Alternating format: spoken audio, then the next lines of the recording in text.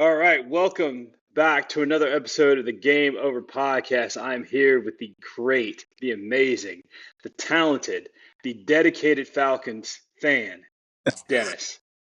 How are you? I'm well. I'm well, but a dedicated Falcons fan means there's a lot of misery. More than there should be, I would think. But before we get to that, what did you think of the end of last season? I was shocked at the Super Bowl. I thought Kansas Kansas City would have played better. I thought their offensive line would have held up more than it did. I mean, it was pretty much non-existent. The defense played well for Kansas City, but the Eagles or the Philadelphia Bulldogs, they Yep. ran roughshod. Do they not have they have the cheat code. They have the cheat code, which is just draft the best Georgia players available and put them on a team. How about the Falcons take note of that? They should have. They should have been taking the Georgia has been in their backyard forever, and they have never ever been like, okay, let's take the best player on this team from our state. Never. Do you think it has something to do with it being in the backyard and they're afraid that Georgia players get in trouble for living at home? I hope not because it hasn't. There has never been an instance where a player has been drafted by a team from their hometown and it's just gone sideways. That was gone sideways for a lot of players, but not that's not the reason why. Hmm. I mean, Atlanta has this reputation of a party city, and you know the ins and outs by being from Georgia. I'm guessing, because I have no clue why you wouldn't take any UGA players in the first, second, third, fourth rounds. Yeah, no, they've done a bad job. They got Todd Gurley at the end of his career. They took Lorenzo Carter. They just let him go, and he was a bulldog. But no one of any substance in the prime of their careers have they gotten on this team. It's just it boggles your mind. A team that had won two back-to-back national championships, you sit there and just overlook them and be like, no, we're going to take this. We're going to take this player from Boston College. I mean, you had a chance to get Jalen Carter, right? Yeah, you had a chance to get him. You had a chance to get Todd Gurley in his prime too. Whew. Well, they got Leonard Floyd, didn't they, this week? They did, and hopefully he still has some gas in the tank and can come out there and play well and help the Falcons get to that next level on pass rush. I think they'll still have to draft an edge. They have to. Here's the thing: do you trust this regime, this general manager, this brain trust of people who pick these players at this point? I do. I trust them to draft the best available player according to their draft board. They've been consistent at that. All right. So with the defensive line last year, they took all those players on the defensive line. Who showed up? Outside of Ruka Rororo was all right, but nobody who was out there, no game changer in all those picks that they took. And they moved up to get picks. They moved up in the draft to get some of these guys. They draft when they draft in this. They draft quality backups. They have not. They have not gone for all-out superstars. All right, we got Jordan Davis, starter. Jalen Carter, starter. Nolan Smith was situational, but he could have been a starter if they didn't have Brandon Graham. And who's the other one? Jalen Walker. Jalen Walker. Yeah. Yeah. So all those guys, and what's the linebacker who didn't play? I always forget his name. He was instrumental in helping us win the national championship in 2021 and 2022. But he had a pectoral injury and he slid a little bit, and then the Eagles got him. Not to mention Kylie Ringo also on that team. I don't forget DeAndre Swift. Do you remember Yeah. DeAndre, the running back? He Oh, Swift. Yeah, yeah, yeah. Swift. um there's just been there's a couple other running backs that I, it's hard to explain. Defensively, I don't know if I think they can just win by committee on defense. Maybe that's their thinking. Yeah, because the defense, offense, from an offensive standpoint, outside of I Kyle think Pitts, the who, adage. I think the new adage of offense sells tickets is what they're trying to do. Maybe to cover up for the yeah. $5 hot dogs. I don't know. Well, that is one can of worms that we've talked about as a defense. What is your current opinion on March 23rd about Kirk Cousins? Kirk Cousins.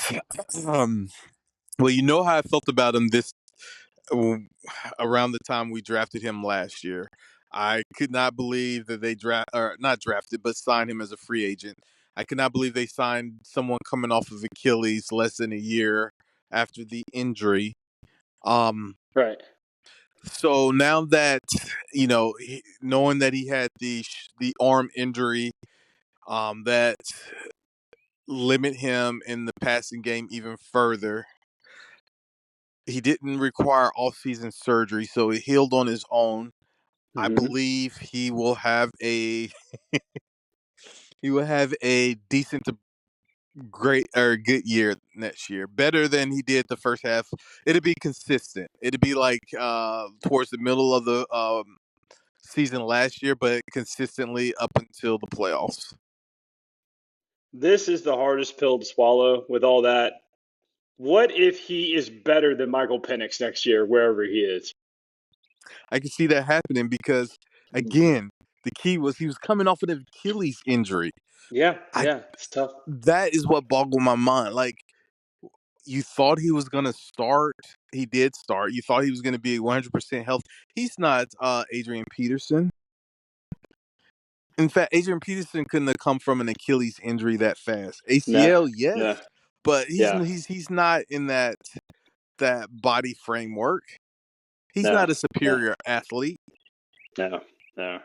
And to our horror, he wasn't able to complete the play action plays when they needed him to do it. Him coming out under center, being able to sprint out to the running back and complete the fake was non-existent last year. Look at Aaron Rodgers. He wasn't even the same quarterback. Mm-mm. He was not. He was not. He did not play up to. But uh, I think that you hit the nail on the head saying that they're both going to come back next year and be better than they were this year. Do you think they trade Kirk Cousins or do they keep him as a backup? Do you want to hear well two things about Kurt that I learned this week. One is that the show Quarterback on Netflix? Yes. Kurt's back for season 2. And no offseason workouts with the Falcons. Oh, he's not going to off-season work out with us? Nope. Well, also he has a no trade clause, and he is not going to even consider waiving it till after the draft. Is he doing that in spite, or is he just waiting Uh, to see what's available? he does not want to go to a team that's going to put him in the same situation that the Falcons did. So he's going to wait. Kirk Cousins is going to wait until after the draft so he can see what team needs a starting quarterback. Did you hear what came over the news wire like about an hour ago? No, no. Oh, I just saw it. A quarterback signing. Yes, Giants signed Russell Wilson, 1-year deal. So what do you make of that? Them signing Jameis Winston and Russell Wilson. Maybe they're not gonna draft Shadur Sanders. I, No. I don't think I don't think that's it. I think Dion might have got to him. I think Dion said he's not signing with you. I think that's what that tells me. I think Dion said no, he's not going to be a Giant. How many years was the Jameis Winston? 2 years. 2 years. and Russell was 1 year. 1 year. Yeah, they're not going to sign Shador, I don't think. Mm-mm. Hmm. I think that kind of opens it up to maybe taking Ashton Genty, the running back out of Boise State, to try to be like, oh, we messed up with Saquon, but maybe we'll get another guy in here who can run. How crazy was that? Like, everyone knew it was a mistake to let Saquon go, He but was the not. best running. He's the best. He since he's entered the league, he has been the best running back. He was just on a bad team. And he was their. He was their best player. He like both sides of the ball, the best player, overall player, right? Like Right. he sold tickets. Your quarterback, I think he needed to get out of there. I think he could have a decent career, Daniel Jones. Yeah. But the Giants, they're bumbling idiots. The narrative on running backs at the time was they were expendable. That was a whole narrative. Remember, Austin Eckler Like got get into it with out the of the mind, Chargers. get out of the mindset of we can't pay a running back this amount of money. Exactly. It's Exactly. a business, it's an entertainment business. Like let him perform or let him Right. go and win a Super Bowl. It's your choice. Yeah. Daniel Jones did. Daniel Jones signed with the Colts. Well, what does that say about Richardson? That he's gonna have to fight. He's gonna have to win that job.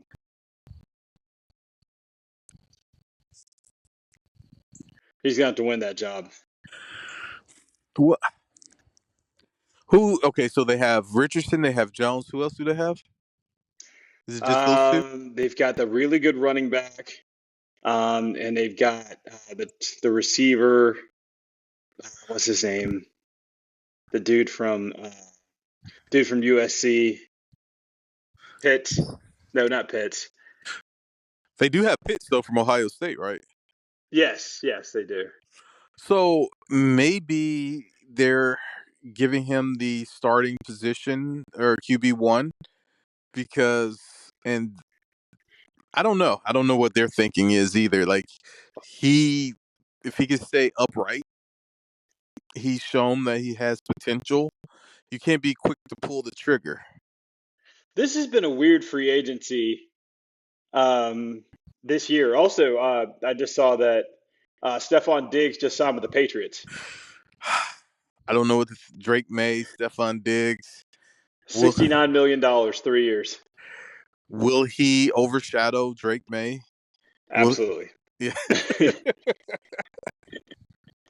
Absolutely. His voice is going to be the loudest voice in that locker room. The loudest. Is he misunderstood? I thought he was having a really good year in Houston up until he got hurt. Yeah. I think that in Minnesota he was fine. He was doing great until he wasn't. So I don't know. I guess this is maybe he's matured a little bit. I thought he was going to go to Dallas and be with his brother. That's what I thought. What do you think about Buffalo's quarterback now that Stephon Diggs is gone? Do you think he was the MVP? No, I think it was Lamar Jackson. Really? Yeah, because Lamar had almost exact same numbers as he did the year before, Mm-hmm. except they were better. Um, Touchdowns, completions, rush yards, all the things that he did the previous year. And I think that maybe they didn't. I thought they were going to go co MVPs, but Josh Allen had his rushing touchdowns were way higher, and what he means to Buffalo probably because they're maybe without him they don't win 6 games maybe. But the thing too that the same thing with the narrative that was hurting Lamar this time around is Derrick Henry being in that backfield. So I have a different take. Hmm. I wouldn't have given either one of them MVP. Yeah, I know. it, Who would you have given it to? it was to me hands down. It was Saquon Barkley. Yeah, yeah, he was. He nobody changed the team's personality more than Saquon Barkley. He's one of the greatest free agent signings of all time. And when you can hurdle backwards and keep running, Yeah. like how unbelievable was that? And not only that, he was a 2,000-yard rusher in this day and age. Yeah. Which is something that we thought was gone. We thought those days were done. Right. Not just done, like it's been rarely done before that, and before he did it this year. Like Yeah. value the running back position because when you get into the playoffs, is defense and running the ball, and that has never changed in the NFL. And he could have broken the record had he played in that final game. And he set out. He sat out. Yeah. And then came on like game busters in the first 3 games of the playoffs he Yeah. played in. Yeah. The Yeah. Chiefs stopped him in the Super Bowl, but you know, That was their whole game plan. yeah. They didn't have a page two to their game plan for the Super Bowl. And then Jalen Hurts beat him. Yeah. Hmm. So, do you think it's over for the Chiefs? No, not at all. No. Okay. They have number 15. Yeah. No, I agree. Um, do you think they step back a little bit? Do you think they don't have home field? Most likely, even though they've won Super Bowl, not having home field. Um, I think they won a lot of close games last year with Mhm. luck. As law of averages says that won't happen again this year.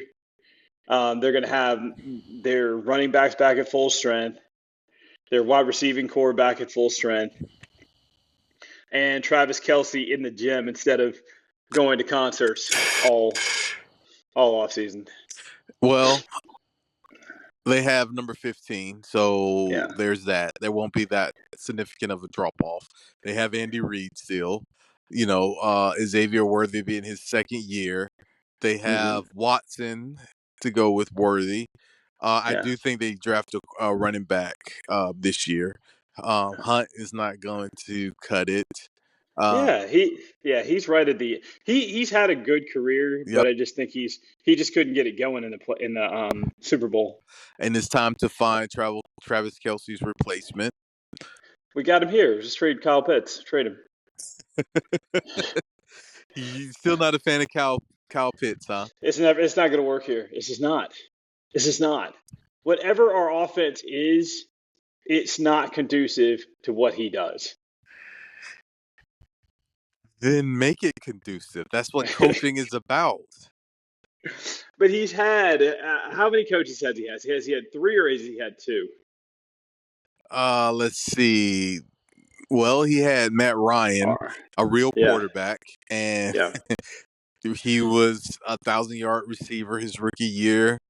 And then Matt was gone, and his career just they didn't know how to utilize him, and I still don't think Arthur Smith didn't know how to utilize him. Raheem towards the end of the year didn't know how to utilize. I don't know. I think it's utilization. Scheme matters, right? Right. So, like one of the greatest running backs, he Herschel Walker. Right. They didn't know how to use him. No, a lot of teams didn't. They just didn't. He was a freaking. You know what I saw the other day? I digress, but I had to see. I saw a race from the 80s. Mm-hmm. There was the 2 main contestants was Herschel Walker and Darrell Green. Oh wow! Do you remember Darrell Green? Oh, for the Washington Commanders. Yes. Yeah. He crushed Darrell Green in 100 meters. He outran Darrell Green. Crushed? No. He crushed him. Like you have to YouTube that Darrell Green and Herschel Walker, and it was not even close. And we're showing our age right now too, because not a lot of people. Yeah, I know. remember I've never sat down. Like I've never sat down and watched a Herschel game. All my stuff that I've seen of Herschel has been highlights. But Darrell Darrell Green was still playing up until I want to say the early '90s. So I saw him. Herschel, spot duty with the Eagles, spot duty with the Vikings, and spot duty with the Cowboys. That's what I know of Herschel. And that's about it. Like spot Yeah, duty, they didn't know how to yeah, utilize him in the NFL, which was mm, crazy.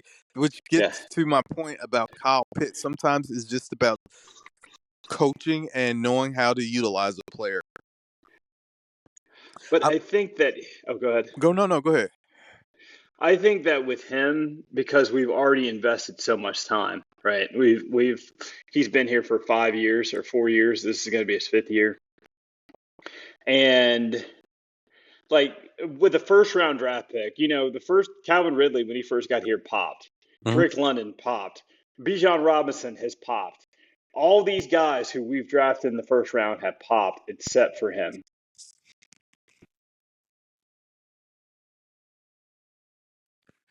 Hey, plus, I think And we're it's having some technical difficulties here. oh yes, it stopped for a second. All right, so what I was saying is that all the players that we have first round, Drake London popped. Uh huh. Michael Penix kind of popped last year at the end. Yep. Um, Bijan Robinson popped. Um, all of these players popped. So even though um, he did have that first 1,000-yard season, Matt is an elite seasoned quarterback, right? Agreed. Elite season at that particular time in his career. But Drake London was able to succeed with a quarterback who is below average Okay.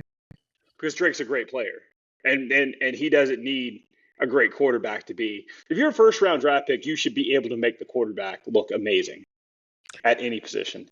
Okay. I know where you're going with this, Mm-hmm. but I can give you a counter argument. Okay. If you're 6'6", right, Yeah. 235, 240 pounds, why are you not playing in the red zone? That's a good question.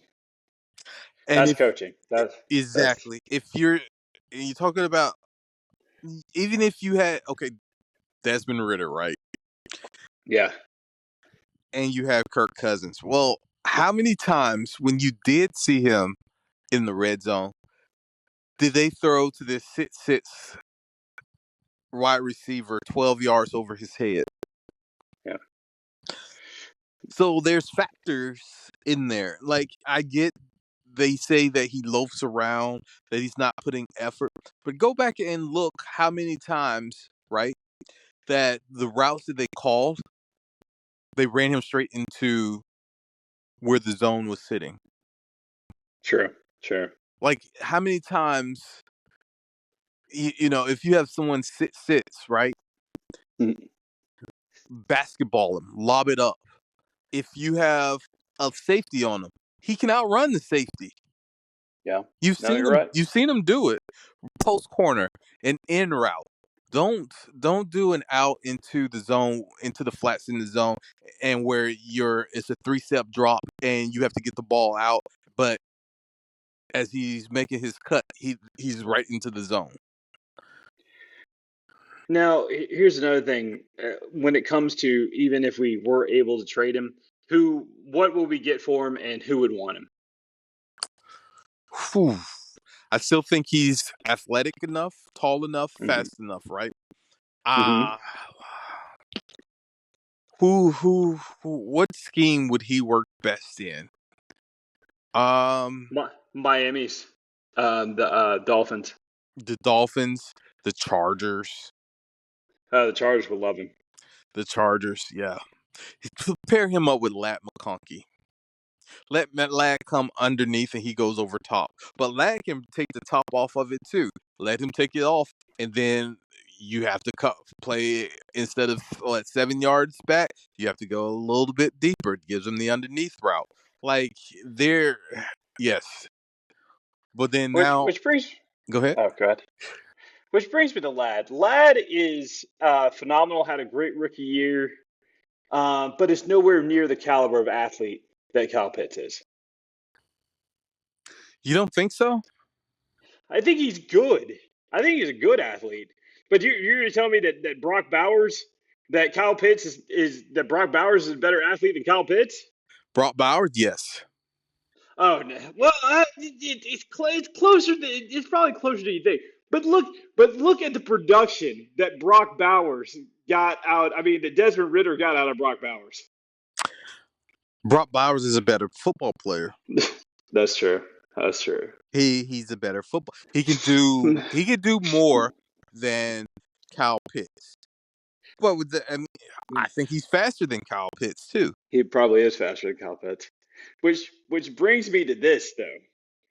Kyle Pitts is the highest drafted tight end in history. Mm-hmm. But look who he was drafted by. I, and that's the hard part. That is the hard part. That there are we could go look at that draft and probably all the way down there are players that we could have taken instead of him that are having great careers. Mm-hmm. But we just made this one pick and it just has kind of been this albatross on us for the last 5 years. I will say, hold on, but how did he look with Penix at quarterback? He looked better. He looked much better. Much better. And is Penix an upgrade over Desmond Ritter and injured Kirk Cousins? Absolutely. Absolutely. And how did he do with Matt Ryan? He looked great. Had a great year. Great stats. Played well and was able to find the end zone. I think he's going to have a breakout year this year with the Falcons, and they're going to have to pony up money or franchise him. Yeah. Now, franchising a tight end is manageable right now. That is the one position right now that's value isn't completely out of control because you only have Travis Kelce, and who is the other dude? Travis Kelce is the one that I think of when you're making somebody who's making gazillions of dollars. The rest of them aren't that highly paid because most of them are young, like Sam Laporta What about and Kittle's out of Kittle. Yeah. Kittle is not making as much as Kelce, but those two. But remember, franchise is the average. The Right. average. So you have those two at the very top, but then you have somebody like let's see, Evan Ingram from who just got released by the Jaguars, or you have somebody like I'm trying to think of a name. Let's pull a name out of no Hunter Henry from the Patriots. Yes. Who's not making that much. And how about So the those guy? guys, you have a How about the guy that choked for Baltimore? What's his name? oh geez, yeah. How easily we forget. What is his name? He I played in didn't forget. Oklahoma with yeah, but that's a tough one. Mark Andrews. Mark Andrews. How bad did he choke in that game? He's still not over it. He's still not over it. He still wakes up in the middle of the night screaming, "I got it," but does not have it. That's a tough one. That's a tough one to live down. Well, see, but here's the thing. At least Buffalo didn't go win the thing. Because if Buffalo had won the thing, it would have made him feel way worse. But the fact that they lost to Kansas City the next week and then the Eagles took it, that probably helps him out a little bit. By the time next season rolls around, he'll be fine. Oh, Baltimore could have beat Kansas City. Oh, they're Pete? They could have beat Kansas City. Like Wait, which one? Baltimore, if they had to beat Oh yeah. Oh yeah. that really easily could have been Eagles versus Ravens in the Super Bowl. Easily. If he did. Which I think would have been I think that would have been a better game. Yeah. Oh yeah. They match up. They're similar teams. I mean, you have Hunt. Yeah. What's the running back's name? King Henry and Saquon, and then you have Lamar and Yeah. Jalen. March. Like, I do think Baltimore needs to get a tight end and a receiver in the draft. Yes. But yeah, they do. I think it's rounding out. They may get Malachi Starks as a safety to go with the kid out of Notre Dame that plays for them. Oh yeah, that kid's really good. Yeah.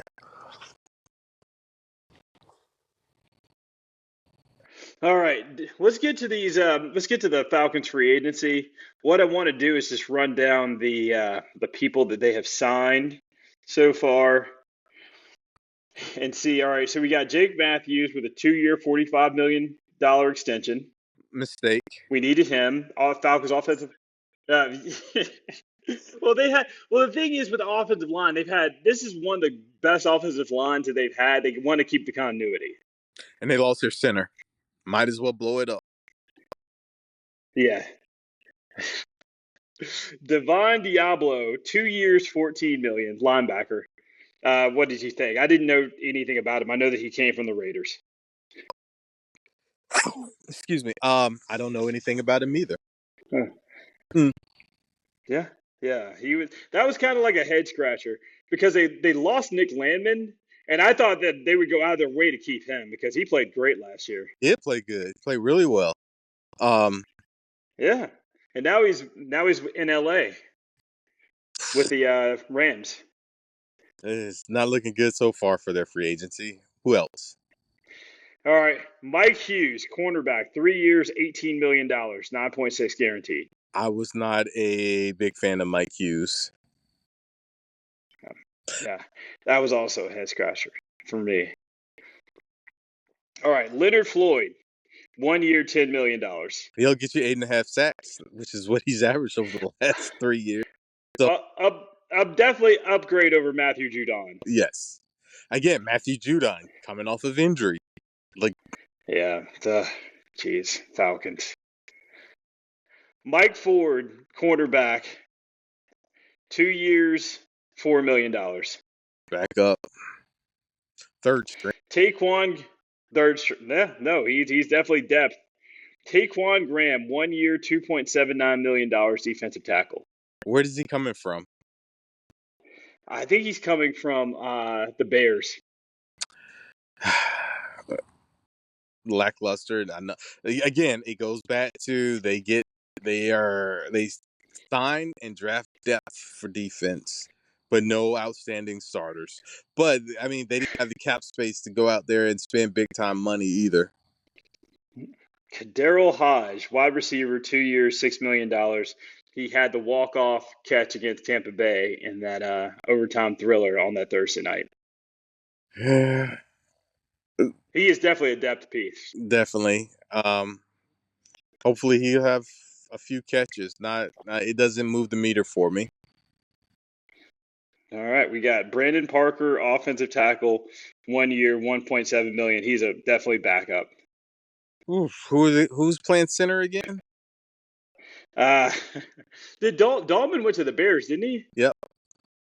Yeah. So who's playing center? Storm Norton, 2 years, former LA Charger, and I do not like Storm Norton. He is a revolving door on the offensive line. I'm guessing Storm Norton is going to be your center. Well, good luck, Penance. I mean, maybe we need to keep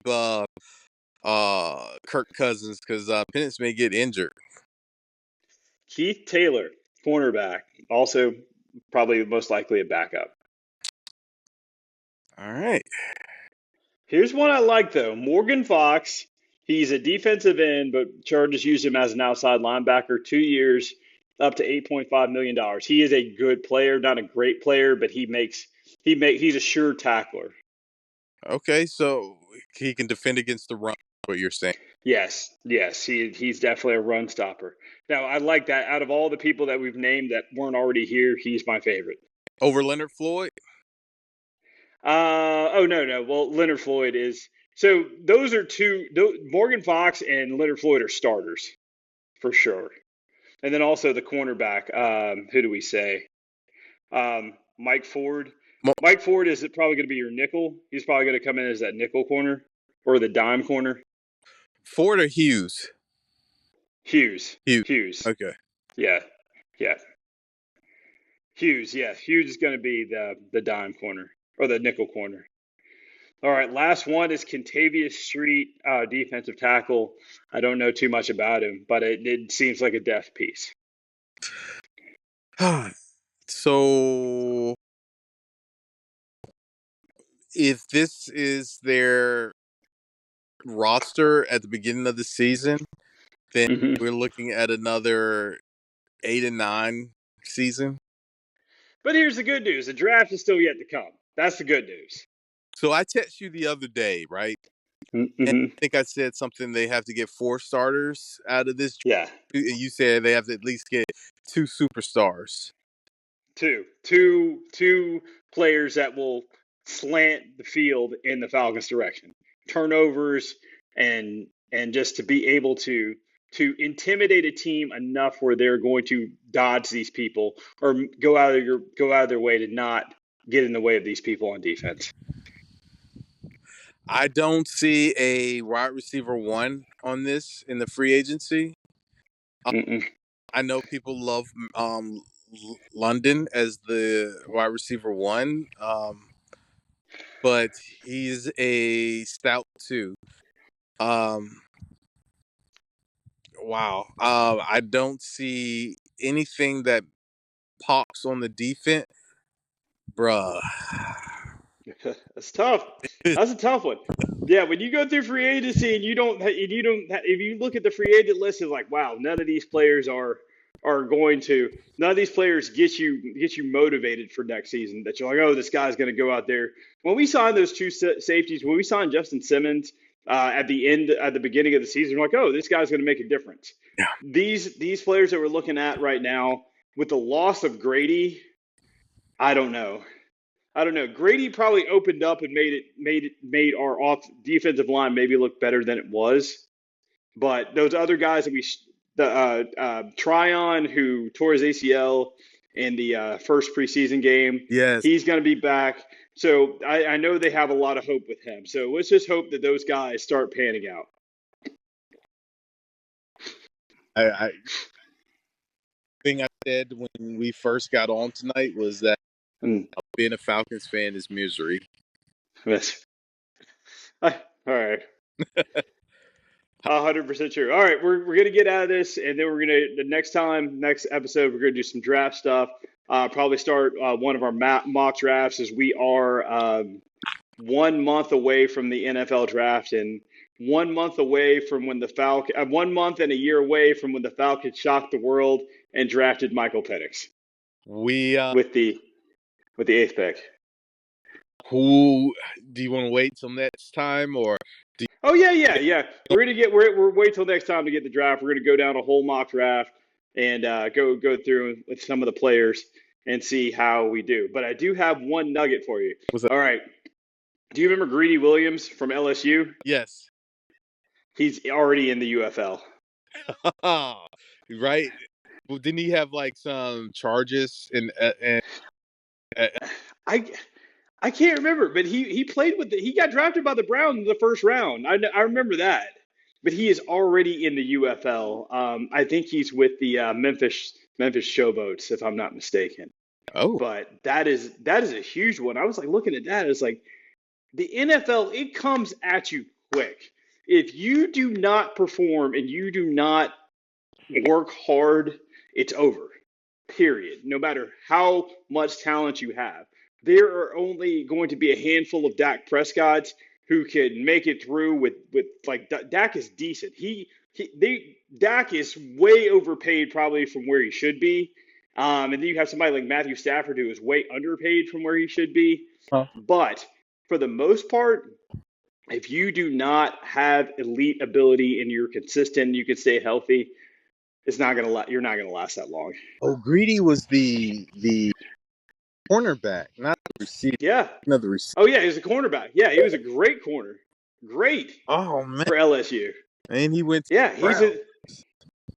he went to the Browns and now he's in the UFL. Again, that's a misery index right there with the Falcons. Yeah. With the All right, Dennis, thank you so much for coming on the podcast tonight, and I'm looking forward to a lot of these leading up to the draft, as we can hope the Falcons will make some more moves. Free agency is not over yet; it's still going. But Dennis, tell people where they can hit you up. Too Deep with Dennis and Pless will resume that podcast this upcoming year. And I'm looking forward to doing this mock draft, which I'm still not sure who's going to be the number one overall pick. And on the two deep, how about let's get a Toyota dealership sponsor and get the UGA players some Priuses instead of some Chargers. How about that? Right. Bless those kids, man. Bless those kids. It's hard. It's hard getting that type of cheese that early. But all right. Thank you, Dennis. We'll be back with the next episode very shortly. This has been an episode of Game Over, and we'll catch you on the next episode. Thank you for having me, Ples. Talk to you soon. Oh, for sure.